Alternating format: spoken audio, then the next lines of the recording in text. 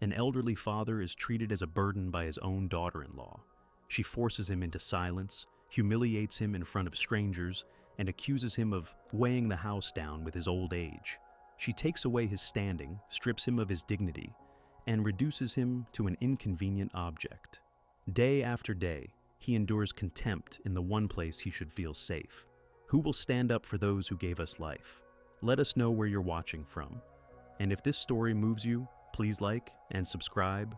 The midday sun filtered through the windows of the mansion in Greenwich, one of Connecticut's most exclusive towns. The light reflected off the white marble floors, creating an almost hospital-like sheen that contrasted with the coldness inhabiting those walls. Mr. Julio Medeiros, 74 years of life etched on his face like furrows in dry earth, was wiping a damp cloth over the dining room table. His hands, calloused from decades of honest work, trembled slightly as he cleaned a non-existent spot. The constant hum of the air conditioning was the only sound that accompanied his work. That, and the ticking of the wall clock, which marked the hours with the same indifference as his days passed in that house, which, despite its opulence, had never managed to become his home. From the kitchen came the aroma of freshly brewed coffee and the metallic clatter of silverware being arranged. Julio looked up when he heard the firm, rhythmic sound of heels approaching down the hallway. Instinctively, his shoulders tensed and his back hunched a little more. Camilla appeared in the doorway. She wore a form-fitting cream-colored dress that highlighted her slender figure, her hair in a perfect bun, and a pearl necklace that shone against her tanned skin. Her high-heeled shoes tapped on the floor like little hammers announcing her presence. "Good morning," Julio whispered, bowing his head slightly. She looked at him with those eyes that always seemed to be evaluating, calculating, judging. She did not return the greeting. Instead, she pointed with a perfectly manicured finger to a corner of the dining room. "You missed a spot there," she said in a monotone voice, as if pointing out something obvious to a clumsy child. "And don't drag your feet when you walk. You'll scratch the marble." Julio nodded silently and walked with short steps to where she had indicated. The cloth in his hand was damp and cold, like the knot he felt in his throat every morning upon waking. "When you're done here, the staircase needs cleaning. You wiped it down yesterday, but there are still marks on the steps," Camilla continued, checking her phone without looking at him. "And remember, the ladies from the club are coming for tea today. I don't want to see you in the living room when they arrive." The words pierced his chest like tiny splinters. Julio had been an engineer in a factory, led teams, been respected. Now, in his own son's house, he was little more than an inconvenient shadow, a nuisance to be kept out of sight. "Yes, Camilla," he replied in a low voice. The woman left her coffee cup on the table and walked out of the dining room without another word. The sound of her heels faded down the hallway until it was lost in some room on the second floor. Julio stood motionless for a few seconds, his gaze fixed on the distorted reflection the polished marble returned to him. A stooped, diminished man, with a beige shirt too big for his body, thinned by sadness and helplessness. With mechanical movements, he finished cleaning and headed to the main staircase. The wide marble staircase with wrought iron railings seemed endless from his perspective. He began to clean step by step, on his knees, feeling his joints protest with every movement. From somewhere in the house, he could hear Camilla's voice on the phone, discussing her next meeting, laughing a laugh she never directed at him. Mid-morning, when the sun was already beating down, Lydia, the housekeeper, entered the house quietly. She was a middle-aged woman with a kind face and hard-working hands. She commuted from the Bronx, crossing half the city to arrive on time every day. Seeing Mr. Julio kneeling on the steps, she frowned and approached him. "Mr. Julio, leave that. I'll take care of it," she whispered, glancing cautiously towards the second floor. "Don't worry, Lydia. I'm almost finished," he replied, but his reddened knees and short breath betrayed his exhaustion. Lydia shook her head and extended a hand to help him up. "Come to the kitchen. I made some coffee the way you like it, not that dishwater the missus drinks," she said in a low voice, with the complicity of one who shares the same daily humiliations. In the kitchen, sitting on a stool by the small service table, Julio held a steaming cup in his hands. The coffee was strong and sweet, just as he liked it, just as Teresa had prepared it for him every morning during their 50 years of marriage. "And my granddaughter?" he asked, looking around for any sign of Sophia. "The little one is at her piano lesson. She'll be back at 2. Lydia informed him as she chopped vegetables for lunch. "She asked for you this morning. She wants you to help her with her history homework." A small smile formed on Julio's chapped lips. Sophia, with her 8 years and her uneven braids, was the only ray of light in that cold house. The girl sought him out to tell her stories, to show him her drawings, to ask him what America was like when he was young. The sound of a car parking interrupted his thoughts. Stephen, his son, had returned earlier than expected. He and Lydia exchanged a glance. The woman hurried to take the cloth from Julio's hands and hid it under the sink. "Go sit in the living room, Mr. Julio. I'll finish the stairs before the missus notices," she murmured, hastily, but it was too late. Camila was already coming down the stairs, perfectly dressed to receive her husband. Seeing Julio sitting in the kitchen instead of completing his tasks, her lips tightened in a gesture he had learned to fear. "Are you finished with the stairs?" she asked with a smile that didn't reach her eyes. "Almost," Julio replied, trying to stand up with dignity. "Almost isn't enough, is it?" she retorted, maintaining her sweet tone as her eyes hardened.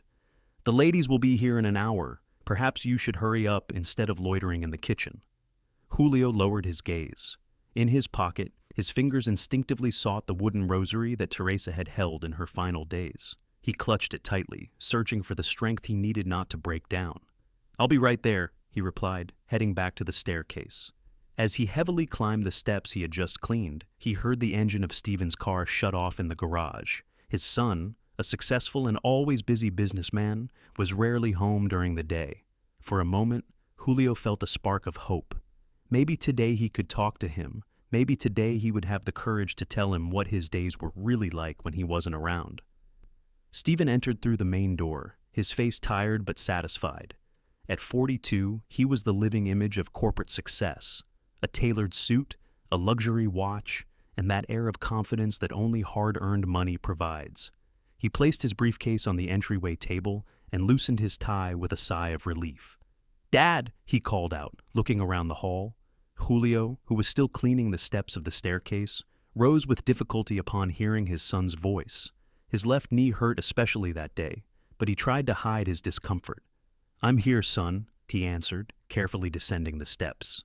Camilla appeared immediately, as if she had been waiting in the wings. Her smile was radiant now, completely transformed by her husband's presence. She approached Stephen with fluid movements and kissed him on the cheek. "What a surprise, darling. We weren't expecting you so soon," she said, taking his arm. Stephen returned the kiss distractedly and focused his attention on his father, who had reached the bottom of the stairs.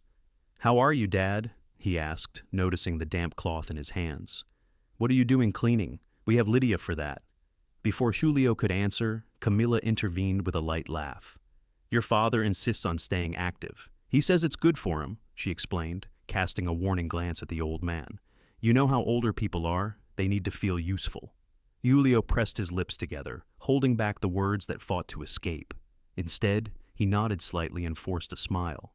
"I like to help out a little," he murmured. Stephen looked back and forth between his wife and his father, as if sensing something he couldn't quite grasp. Finally, he smiled and patted Julio on the shoulder. "Well, don't overdo it. You're here to rest, not to work." Camila hurried to lead Stephen to the office, mentioning something about important calls he needed to take. Julio watched them walk away, feeling his chance to speak alone with his son vanish. When they disappeared down the hall, Julio slowly made his way to his room on the ground floor. It was a small room compared to the others in the house, but it was his only refuge. He closed the door behind him and sat on the edge of the bed with a weary sigh. From a drawer in the nightstand, he took out a carved wooden box. He opened it with almost reverential care. Inside, on a piece of worn blue velvet, lay Teresa's rosary. The dark wooden beads, polished by years of prayers, gleamed faintly in the light filtering through the window. Next to the rosary was a photograph. Stephen at 7 years old, riding a pony during a trip upstate, smiling with 2 missing front teeth. Julio picked up the photo and contemplated it for a long time, stroking the wooden frame with his gnarled fingers. The memory transported him to another life, another time. He was born in a small town in upstate New York, the son of farmers who could barely sign their own names. With effort and determination, he had studied engineering at a state university, working during the day and attending classes at night. At the auto parts factory, he rose to production supervisor, respected by workers and directors alike. When the factory closed, a victim of the economic crisis, he didn't give up. With Teresa by his side, they started a small, savory pastry business that allowed them to get by and pay for Stephen's college education. "You don't sell your dignity," he would repeat to his son as they prepared dough in the cold pre-dawn hours. "Study, son, so you can choose your own path." And Stephen studied. He graduated with honors in computer engineering and founded his own tech development company. By 32, he was already a millionaire, and at 35, he married Camilla, a stunning woman who worked in public relations. 3 years ago, shortly after Teresa's death, Stephen had proposed that he move into their house. "So you won't be alone, Dad," he had said with sincere concern. Julio had accepted, grateful. The house upstate held too many memories of Teresa. Every corner evoked her absence. Every silence amplified his loneliness. At first, living in the Greenwich mansion seemed strange but pleasant. Sophia, his granddaughter, filled the house with her laughter and her ideas. Stephen consulted him on important decisions, valuing his experience. Even Camilla seemed to accept his presence with polite cordiality. Everything changed gradually. First, it was small comments, looks of disapproval when he used the wrong silverware or spoke with his country accent. Then came the suggestions that he stay in his room when important guests were over. Finally, the direct orders and the increasingly demanding household chores. Stephen, absorbed by his expanding company, barely noticed these changes. His business trips became more frequent and prolonged. In his absence, Camilla showed her true face, a cold, calculating woman who saw Julio as a burden, an uncomfortable reminder of her husband's humble origins. The sound of small feet running down the hall interrupted his thoughts. The door burst open and Sophia entered like a whirlwind of energy, her school uniform slightly disheveled and a smile that showed a loose tooth. "Grandpa!" the girl exclaimed, throwing herself into his arms. Julio quickly put the photo and rosary back in the box and hid it under his pillow. Then he received his granddaughter with a warm hug, the first genuine one of the day. "My precious girl," he replied, kissing her forehead. "How was school?" Sophia sat next to him on the bed and began to recount her school day in rich detail. The science class where they had studied monarch butterflies, the new boy who sat next to her in the cafeteria, and how she had won first place in the spelling bee. "And look what I drew for you," she said, pulling a folded piece of paper from her backpack. It was a crayon drawing, a gray-haired man with a big smile holding the hand of a little girl. They were both surrounded by multicolored flowers, and a bright sun occupied the top corner of the paper. "It's you and me at the park," Sophia explained proudly. "The teacher asked us to draw our favorite person." Julio's eyes welled up. With trembling hands, he took the drawing and contemplated it as if it were the most valuable of treasures. "It's the most beautiful drawing I've ever seen," he said, his voice hoarse with emotion. "I'll keep it with me forever." Sophia smiled, satisfied, and then lowered her voice, leaning closer to her grandfather as if sharing an important secret. "Mommy was mad because I didn't draw her," she confessed. "But I told her you tell better stories, and you don't get mad at me when I spill my juice." Julio felt a lump in his throat. He stroked his granddaughter's hair and nodded understandingly. "Sometimes we grown-ups get a little grumpy," he said, trying not to speak ill of Camilla in front of the child. "Your mother loves you very much. She just has a lot on her mind." Sophia didn't seem very convinced, but she nodded obediently. Then her face lit up with a new idea. "Will you tell me the story of the clever fox and the foolish bear?" she asked, settling herself more comfortably on the bed. "The one you used to tell me when you lived upstate." For the next half hour, Julio immersed himself in the telling of an old rural legend his father had told him. Sophia listened, enchanted, asking questions, and laughing at the funny parts. For an instant, Julio's worries dissipated, replaced by the simple joy of being with his granddaughter. Lydia's voice interrupted the moment. The woman peeked through the ajar door, her expression apologetic. "Mr. Julio, Mrs. Camilla is asking for the little girl. She said she has ballet class in half an hour," she announced with a regretful tone. Sophia pouted but stood up obediently. Before leaving, she hugged her grandfather tightly. "We'll continue the story tomorrow," she promised. When the door closed behind the girl, the room suddenly felt cold. Julio once again took the box from under his pillow. Next to the rosary and Stephen's photo, he placed Sophia's drawing. He closed his eyes and, in silence, prayed as Teresa had taught him, without bitterness, with hope, seeking strength to face another day.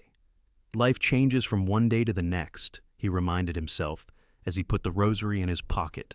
Sometimes for the worse, sometimes for the better, but it always changes.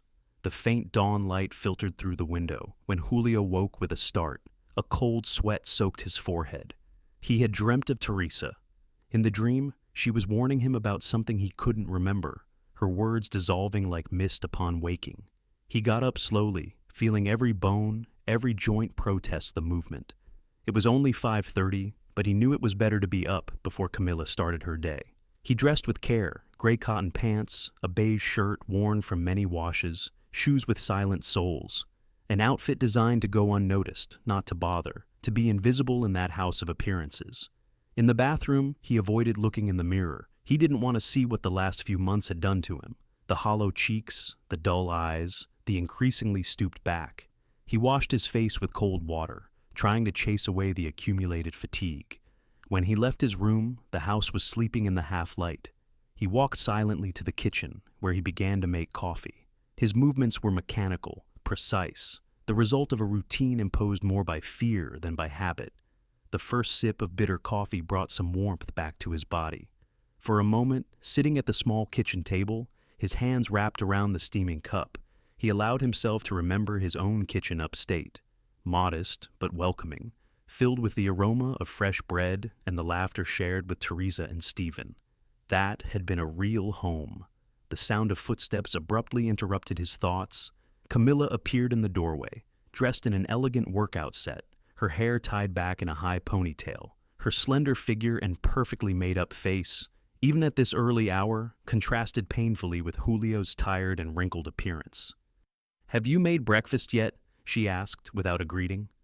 "I was about to start," Julio replied, getting up hastily. "What would you like?" Camilla looked at him with barely concealed disdain. "Sliced fruit, sugar-free yogurt, and a piece of whole wheat toast with avocado," she dictated, as if giving instructions to an incompetent servant. "And make a fresh pot of coffee.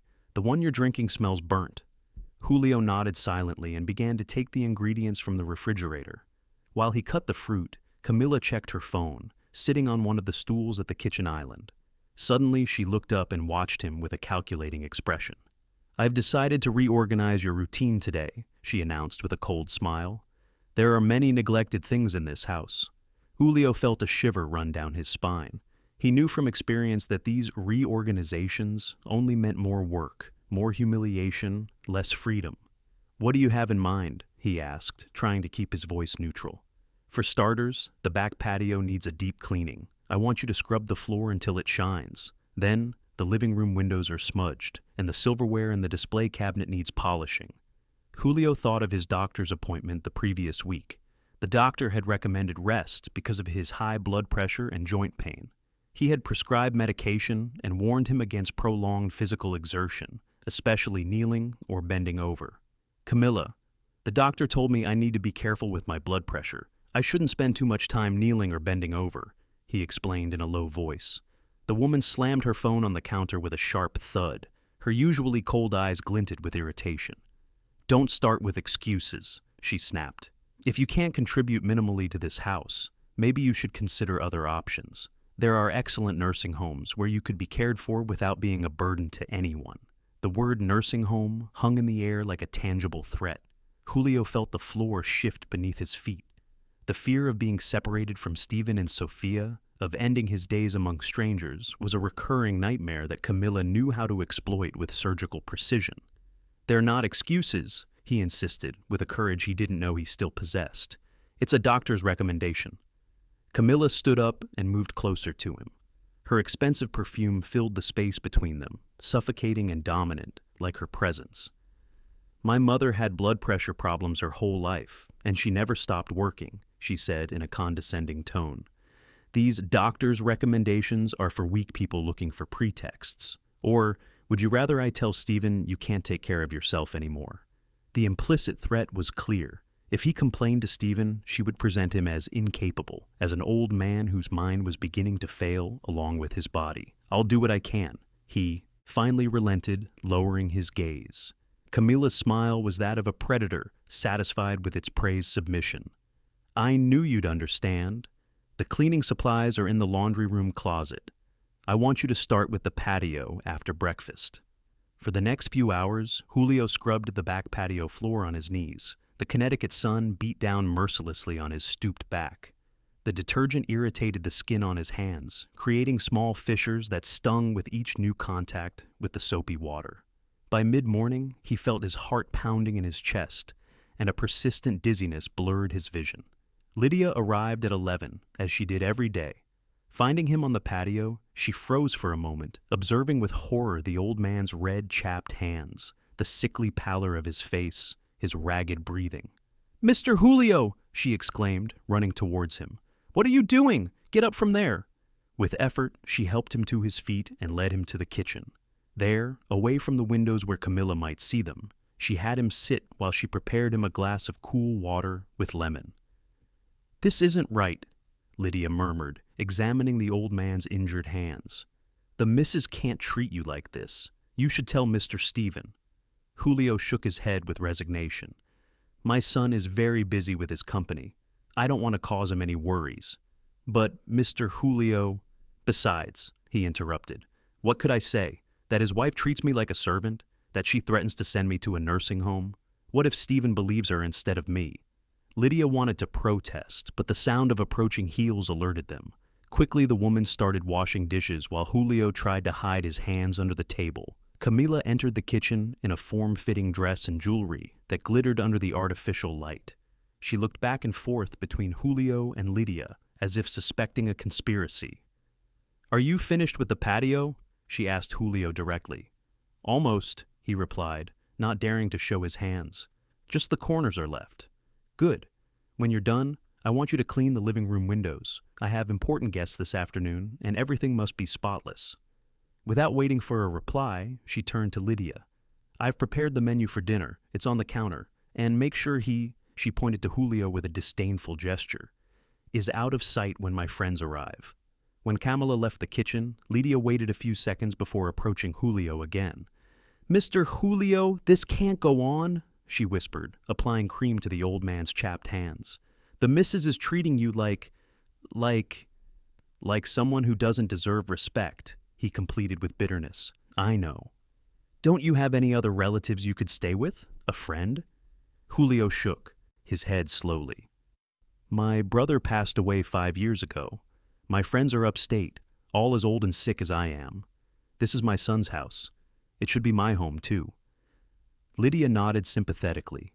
Then, after making sure Camilla was nowhere near, she took a small bottle of pills from her purse. "These are your blood pressure pills," she explained. "I picked them up from the pharmacy yesterday, like you asked. Take them with lunch." Julio thanked her with a tired smile. Lydia was his only ally in that hostile house. That, and the stolen moments with Sophia when Camilla wasn't watching. The day continued with the same routine of exhausting tasks. In the middle of the afternoon, while cleaning the living room windows, perched on a dangerously wobbly stepladder, Julio overheard Camila talking on the phone in the adjacent hallway. Her tone was low, but clearly audible in the silence of the house. "Yes, I'll have him out of here before the end of the month. You'll find the right place," she was saying with determination. "No, Stephen won't be a problem. I'll make him see it's for the best." "Exactly, a place where he'll be well taken care of." Julio's heart stopped for an instant. There was no doubt who she was referring to. The threat of the nursing home was not a simple intimidation tactic. It was a concrete plan already in motion. The latter swayed as he moved abruptly, startled by what he had just heard. He tried to regain his balance, but his injured hands didn't respond quickly enough. He fell with a thud that echoed through the house. The sharp pain in his side wrung a groan from him. He didn't think he had broken anything, but the fall was nasty. From the floor, he saw Camilla appear in the doorway, phone still in hand, an expression of annoyance rather than concern on her face. "Can't you even clean a few windows without making a scene?" she asked irritably. "Get up before the guests arrive."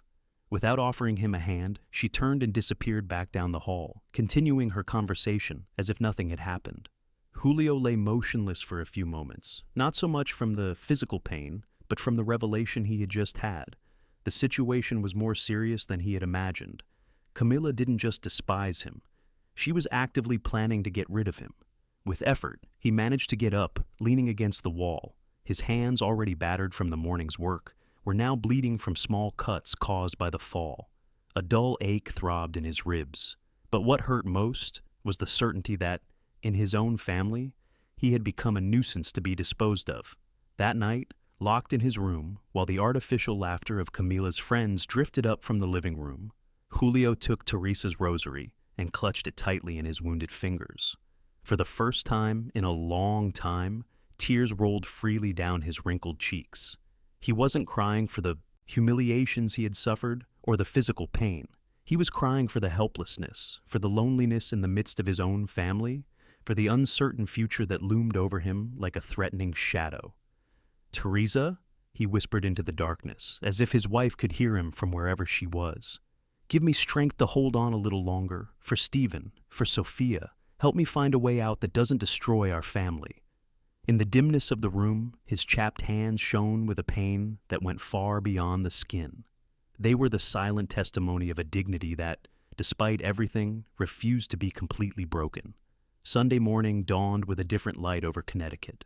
Softer, clearer, as if foreshadowing a change. Stephen had unexpectedly canceled a business trip to Chicago to spend the weekend with his family. "I want to be more present," he had told Camilla the night before. "Sophia is growing up too fast, and my father won't be around forever." Camilla had responded with a rehearsed smile, but the tension in her shoulders did not go unnoticed by Stephen. Lately, he had been noticing small, unsettling details. The way his father avoided looking him in the eye during meals, how Sophia sought out her grandfather in secret, the worried glances from Lydia when she thought no one was watching. It was 7:30 when he decided to surprise Sophia with a special breakfast. Instead of using the main entrance, he parked his car a block away and entered through the back garden door, wanting to appear in the kitchen unannounced. He had asked his driver to drop him at the corner, explaining that he wanted to surprise his daughter. The morning dew dampened the freshly cut grass. The scent of jasmine and wet earth momentarily reminded him of his childhood upstate, the early mornings helping his father with the pastry business before going to school. Those days of hard but honest work had forged his character, even though he now lived surrounded by luxury. As he approached the kitchen, he heard voices. He stopped, not wanting to interrupt. Through the partially open window, he could see his father preparing breakfast. Julio moved his hands with difficulty, as if every gesture caused him pain. Stephen frowned when he noticed makeshift bandages covering the old man's fingers. He was about to enter when Camilla's voice, sharp as a razor, froze his blood. "Useless old man, you can't even serve breakfast right," she snapped, with a contempt Stephen had never heard from his wife. "How many times have I told you the orange juice has to be fresh squeezed? This tastes like dirty water." Julio's hand trembled as he tried to remove the glass. The juice spilled on the pristine tablecloth. Camilla let out a cry of disgust and shoved her chair back abruptly, causing Julio to flinch like a frightened animal. "Look what you've done," she shouted. "You've stained the new tablecloth. Can't you do anything?" "Right?" With a swift motion, Camilla snatched the plate of scrambled eggs from Julio's hands and threw it on the floor. The porcelain shattered with a sharp crack that echoed through the kitchen. The eggs spread across the polished tiles like a yellow accusation. "Clean that up, now." Camilla's voice was low and controlled now, which made it even more terrifying. Julio, with clumsy, pained movements, tried to crouch down to pick up the porcelain fragments. His knees cracked audibly, and a small groan escaped his lips. Stephen watched the scene, paralyzed, unable to process what his eyes were seeing. His wife, the mother of his daughter, the woman he thought he knew, was transforming before him into a cruel stranger. "Do you know how much it's going to cost me to get rid of you?" Camilla continued, as Julio gathered the shards with trembling hands. "The decent nursing homes are expensive, and the cheap ones are disgusting. But I've already found one that will take a useless old man like you without asking too many questions." Julio didn't answer. His hunched shoulders and bowed head spoke of a humiliation so deep and prolonged that he had learned to survive it through silence. At the back door, Stephen felt something break inside him, It wasn't anger that came first, but a sharp pain, as if he had just woken from a dream to find himself in an unbearable reality. With trembling fingers, he took out his phone and started recording. He needed evidence. He needed proof of what his mind refused to accept. Camilla, oblivious to her husband's presence, continued her tirade. "And don't think Stephen is going to save you," she said with a cruel smile. "He's too busy with his company to worry about an old man who's already served his purpose. When I explain how careless and clumsy you've become, he'll understand it's for the best." Julio gathered the larger pieces of porcelain in his wounded hands. A sharp edge cut his finger, and a small drop of blood fell onto the newly cleaned floor. The old man looked at it with an expression of utter defeat, as if that red dot were the final proof of his uselessness. "I'm sorry," he murmured, so quietly Stephen could barely hear. "I'll clean it all up." Something in those words, in that resigned tone, in those bleeding hands, finally ignited Stephen's fury. He stepped forward, entering the kitchen with his phone still recording. Camilla, upon seeing him, froze, her eyes wide and her mouth frozen mid-sentence. "Stephen," she stammered, instantly trying to recompose her expression. "I wasn't expecting you so soon. Your father had a little accident and I—" "Don't," he interrupted her, his voice so cold he didn't even recognize it himself. He approached Julio, who was still on his knees, surrounded by porcelain fragments, and offered him a hand to help him up. The old man hesitated, looking back and forth between his son and Camilla, as if fearing it was a new form of humiliation. "Come on, Dad," Stephen said gently. "Get up. You're not picking up anything she throws on the floor ever again." Carefully, almost reverently, he helped his father to his feet. As he held those work-calloused hands, Stephen noticed for the first time the welts, the burst blisters, the poorly healed wounds. A knot of guilt and shame tightened his throat. How could he have been so blind? From the hallway, Lydia watched the scene. Her eyes, moist with unshed tears, reflected a cautious relief. Beside her, Sophia looked on, confused, not fully understanding what was happening, but sensing that something important was unfolding. "Stephen, this isn't what it looks like," Camilla tried again, her syrupy voice now sounding as fake as a plastic coin. "Your father has been very confused lately. Sometimes he makes things up, falls on his own, and then—" "Enough," Stephen cut her off. "I saw everything. I heard everything. And I have it on video." He held up his phone so she could see the screen, where the timer indicated the recording was still active. Camilla's face crumbled into a mask of panic. For the first time since Julio had known her, he saw her lose control of the situation, teetering on the abyss she herself had dug, with every humiliation, with every cruel word. "You can't believe what you see in a video out of context," she said, trying to regain her composure. "Your father has been acting strangely, forgetting things. The doctor said it could be the start of dementia, and I'm just trying to protect him from himself." "My father is 74 years old and perfectly lucid," Stephen replied with a dangerous calm. "And in case you don't remember, I'm the one who takes him to his doctor's appointments. There has never been a diagnosis of dementia." He gently guided Julio to a chair and helped him sit. Then he turned to Lydia. "Please, bring my father a glass of water and take care of those wounds on his hands," he asked kindly. Lydia nodded and hurried to comply, visibly relieved to be able to help openly. Sophia ran to her grandfather's side and sat in the chair next to him, taking his hand with infinite care, as if it were the most fragile and precious object in the world. Stephen looked Camilla directly in the eye. There was no hatred in his gaze, only an unshakable resolve she had never seen. "We'll talk later," he said in a final tone. "For now, go to your room. I don't want to see you near my father or my daughter." Camilla wanted to protest, but something in Stephen's expression stopped her. With stiff steps, she left the kitchen, leaving behind a silence heavy with revelations and unspoken promises. When she disappeared, Julio looked at his son with moist eyes. "Stephen, son, I didn't want to cause you trouble," he began, his voice trembling. "Your marriage." "No, Dad," Stephen interrupted, kneeling in front of him to be at eye level. "The only trouble here is that I didn't see what was happening sooner. I failed you without knowing it, and that's not going to happen again." In that moment, as Lydia gently cleaned the wounds on Julio's hands and Sophia rested her head on the old man's shoulder, something in that house shifted. The air seemed less heavy, the light brighter, as if a long, sealed window had suddenly been thrown open, letting in a fresh breeze of truth and justice. Stephen's office, with its book-lined walls and massive mahogany desk, became an impromptu sanctuary. Julio sat in the large leather armchair, uncomfortable in such a formal setting. His hands, now clean and properly bandaged by Lydia, rested on his knees. On the side table, a glass of fresh water and the blood pressure pill he hadn't been able to take that morning. Stephen, after closing the office door, sat beside his father, not across from him, like someone conducting an interview, but next to him, like someone sharing a burden. "Dad, I need you to tell me everything," he said in a low but firm voice. "From the beginning." Julio took a deep breath. Teresa's rosary, his faithful companion in moments of anguish, peeked out from the pocket of his worn shirt. He touched it briefly, as if drawing strength. "It wasn't so bad at first," he began, his eyes fixed on some indefinite point on the floor. Little things, comments, looks, then came the orders, harsher each time. The prohibitions, no using the phone, no going out alone, no talking to the neighbors.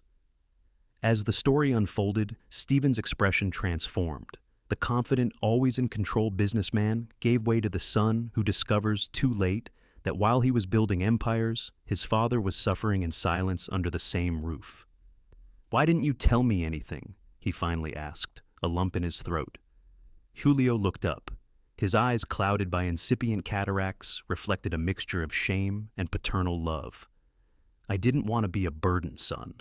You were always working, always busy with the company, with your trips. And when you were home, Camilla was a different person. Smiles, attention. I thought maybe I was exaggerating, that I was being too sensitive." "I should never have been so absent," Stephen murmured, clenching his fists. "I brought you to this house to take care of you, not to—" His voice broke. Julio, in a gesture that reversed their natural roles, placed a comforting hand on his son's shoulder. "Don't blame yourself. Evil knows how to hide itself well." A soft knock on the door interrupted the conversation. It was Lydia, with a tray holding 2 cups of steaming coffee and some simple sandwiches. "I thought you might need something," she said, leaving the tray on the desk. Mr. Julio barely had any breakfast. Stephen thanked her with a sincere smile. As Lydia was about to leave, he stopped her with a gesture. "Lydia, you knew what was happening, didn't you?" The woman looked down, clearly uncomfortable. Her hands twisted the edge of her apron. "Yes, sir, I knew. Why didn't you tell me?" There was no reprimand in his voice, only immense sadness. Lydia raised her eyes, meeting his gaze directly. "I tried, Mr. Stephen. 3 times I left notes in your office. The first time, Mrs. Camilla said you had read them and didn't believe my gossip. The second time, she threatened to fire me and make sure no family in this neighborhood would ever hire me again. The third time—" She paused, as if hesitant to continue. "The third time, she said that if I kept meddling, she would find a way to have my brother, who is in the States, deported." Stephen closed his eyes, feeling a new wave of shame. He had not only failed his father, he had created an environment where fear silenced the truth. "I apologize, Lydia," he said finally, "and I thank you for everything you did for my father, despite the circumstances." The woman nodded, visibly moved, and quietly left the office. When the door closed, Stephen picked up his phone and dialed a number. "Mr. Roth, it's Stephen Medeiros. I need to see you immediately. It's an urgent family matter." As he spoke, Julio watched his son with a mixture of pride and concern. The boy he had taught to stand up for what is right, to not bow his head to injustice, was now applying those lessons in a situation they had never imagined. The call was brief but decisive. When Stephen hung up, his expression had changed. He was no longer just the indignant son. He was the man determined to restore order to his home. "The lawyer is expecting us in an hour," he informed him, picking up a sandwich and offering it to his father. "Eat something, Dad. You'll need your strength." Julio accepted the sandwich with trembling hands. It wasn't physical hunger he felt, but an emotional void that was slowly beginning to fill with something he had forgotten. Hope. "What's going to happen now, son?" Stephen bit into his sandwich, chewed thoughtfully, and took a sip of coffee before answering. "Justice, Dad. That's what's going to happen." Mr. Roth's office, located in a modern building in the downtown Stamford, exuded seriousness and confidence. Framed diplomas decorated the walls, along with photographs of the lawyer shaking hands with various public figures. Manuel Roth, a man in his early 50s with a receding hairline and sharp eyes behind metal-rimmed glasses, listened to Stephen's account without interruption. He watched the video recorded that morning, reviewed the photographs of Julio's injured hands, and took detailed notes as the old man, his voice initially uncertain but growing steadily firmer, recounted the months of mistreatment. When they finished, the lawyer took off his glasses and cleaned them meticulously with a cloth, as if the routine gesture helped him organize his thoughts. "What you're describing, Stephen, constitutes elder abuse," he said finally, his voice professional but not devoid of indignation. "It's a crime defined in our penal code, especially serious when it occurs within the family." Julio shifted uncomfortably in his chair. "I don't want to cause trouble for my son's family," he murmured. "Maybe if we talk to Camila." Stephen shook his head, but it was Mr. Roth who responded. "Mr. Julio, what you have experienced are not family problems that can be solved with a conversation. This is systematic abuse. And allow me to say, as a professional and as a human being, that silence only protects the abuser." His words, firm but respectful, seemed to penetrate the shell of resignation Julio had built around himself. "What are our options?" Stephen asked, leaning forward. The lawyer steepled his fingers on the desk and methodically laid out the possible courses of action, from a formal criminal complaint that would lead to a long and draining legal process, to more immediate measures like restraining orders and out-of-court settlements. "In any case," he concluded, "the first step is to ensure Mr. Julio's safety and well-being. That means changing the locks, establishing clear boundaries, and documenting any attempt at unwanted contact." When they left the office 2 hours later, a concrete plan had taken shape. The prenuptial agreement Stephen had signed with Camilla included specific clauses about abusive conduct that would now be activated. The assets would be protected, a legal separation process would begin, and most importantly, Julio would be safe. On the way home, as the driver navigated silently through the wide avenues, Julio looked out the window with an expression Stephen hadn't seen in a long time. It wasn't happiness, it was something deeper, recovered dignity. "Are you sure about this, son?" the old man asked, breaking the silence. "A divorce." Stephen took his father's hand gently, careful not to press on the newly bandaged wounds. "I'm sure that a family is not built on fear or abuse," he replied with conviction. "I'm sure my daughter deserves to grow up seeing how we respect our elders, not how we humiliate them. And I'm sure, Dad, that you deserve to live out your years with the same dignity with which you have lived your entire life." When they arrived home, they found Sophia and Lydia waiting for them in the garden. The girl ran towards them, with a sheet of paper in her hand. "Grandpa! Daddy! Look what I drew for the kitchen wall." It was a simple but eloquent drawing, 3 figures holding hands in front of a brightly colored house. "My family?" read a title written in a child's hand. Julio crouched down with effort to be at his granddaughter's level. His knees ached, but it no longer mattered. That physical pain was insignificant compared to the emotional pain that was beginning to heal. "It's beautiful, my girl," he said, hugging her tenderly.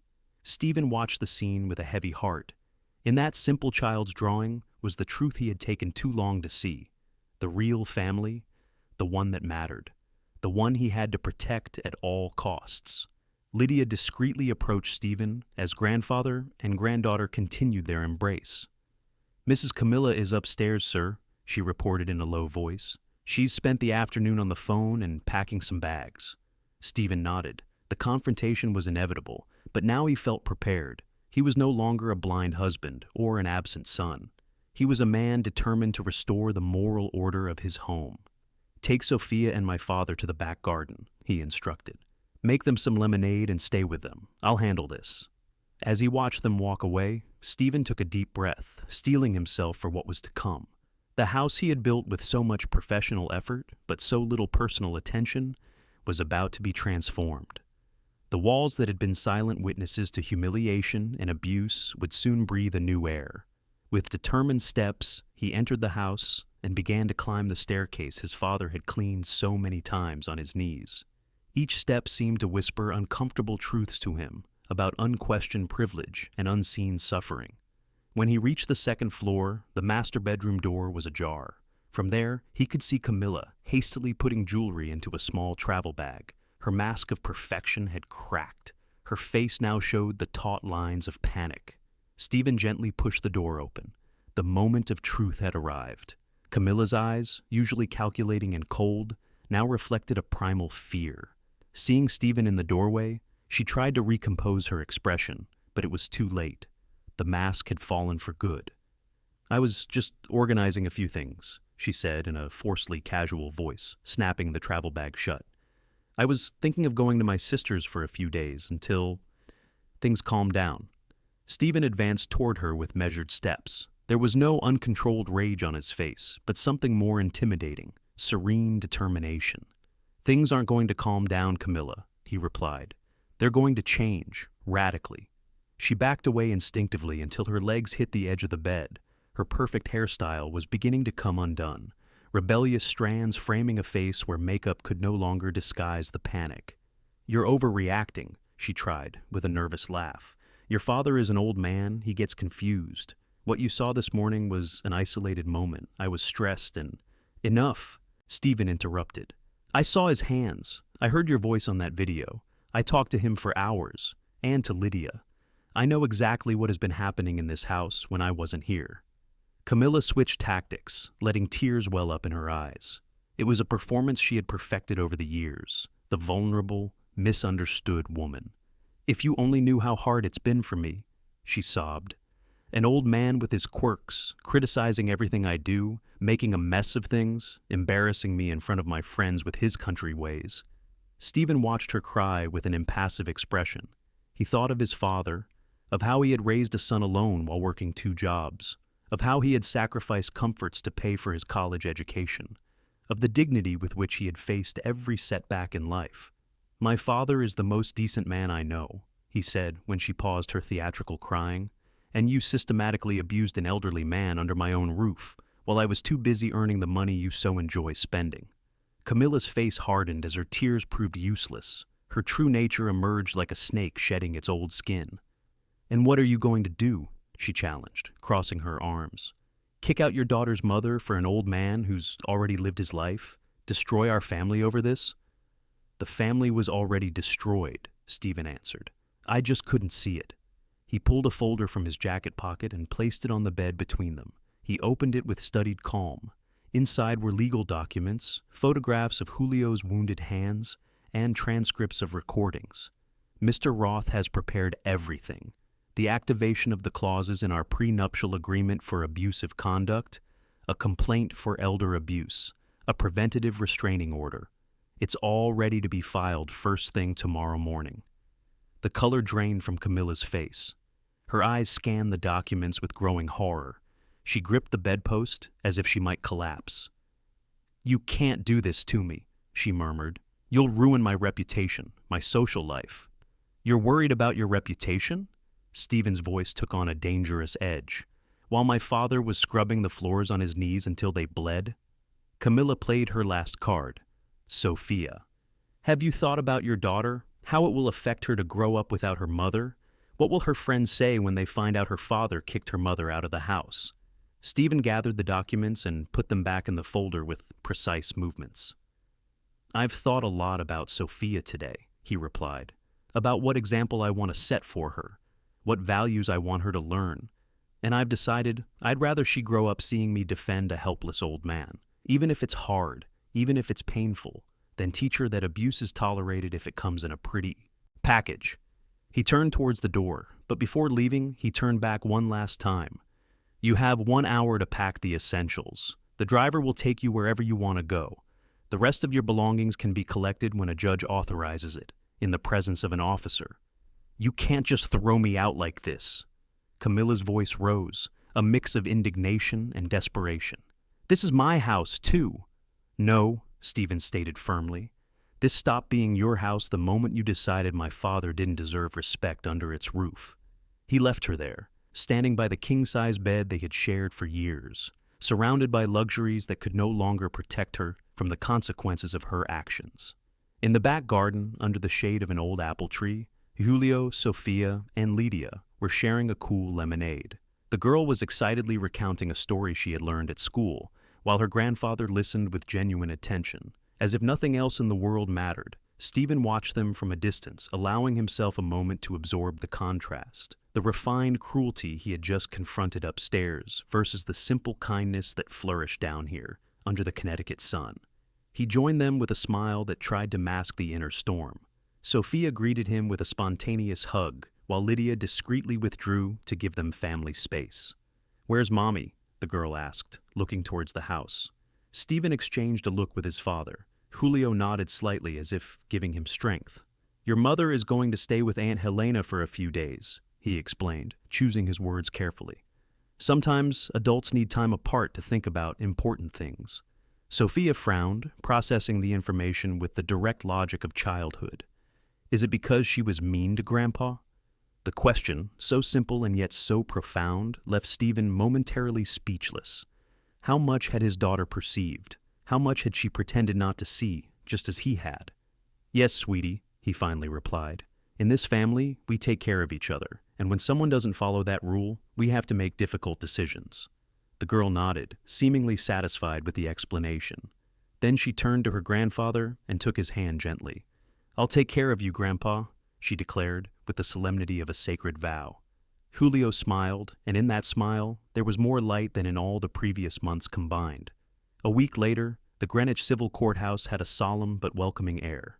Judge Carmen Olivera, a woman in her 60s with a reputation for firmness tempered by wisdom, presided over the preliminary hearing in the elder abuse case. Camilla, seated next to her lawyer, maintained a carefully composed expression. Her sober suit and minimalist accessories were meant to project seriousness and remorse, but her eyes, when they rested on Julio, continued to distill a barely contained cold contempt. Stephen had insisted that the hearing be public, not for revenge, but for visible justice.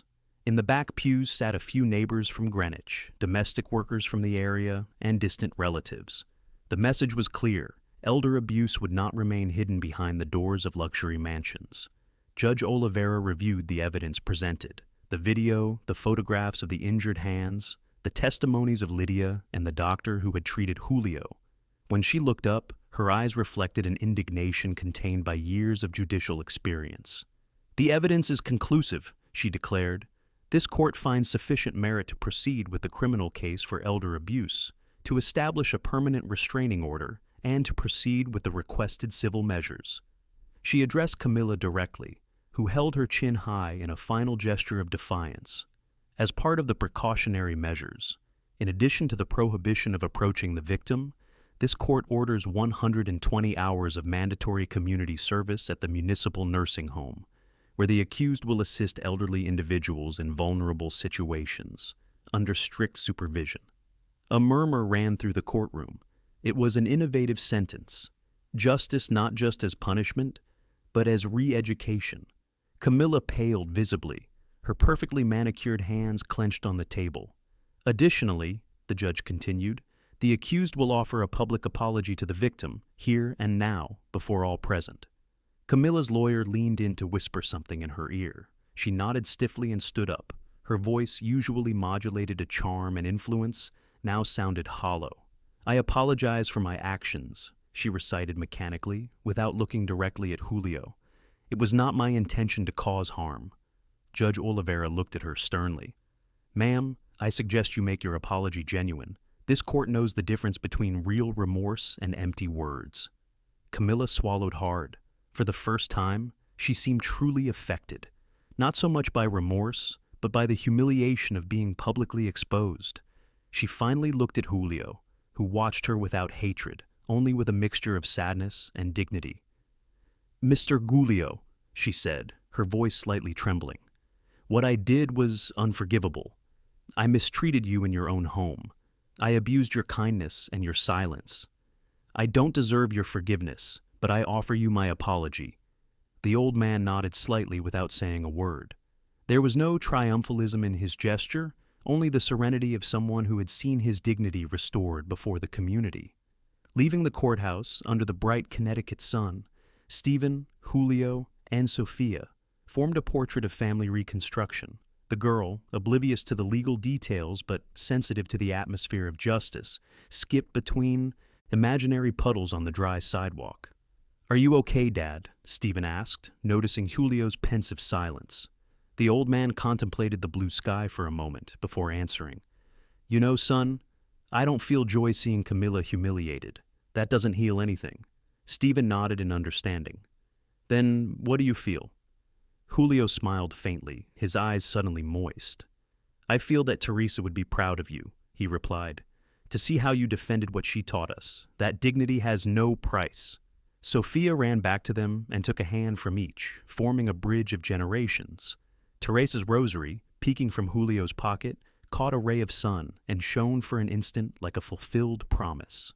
That afternoon, back in the house that was finally beginning to feel like a real home, Lydia had prepared hot chocolate and sweet bread. At the dining room table, now stripped of ostentatious tablecloths but covered with Sophia's colorful drawings, the small family shared more than just food. "You know what we're going to do tomorrow, Grandpa?" Sophia asked, a chocolate mustache above her upper lip. "We're going to plant flowers in the garden. Daddy said we can plant whatever you want."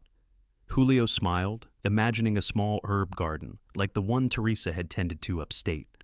For the first time in months, he allowed himself to make plans, to dream of a future where his presence was not a nuisance, but a gift. Stephen watched them in silence, aware of how close he had come to losing what was truly valuable by chasing empty successes. His phone buzzed with messages from the office, but for the first time in years, he ignored it without remorse.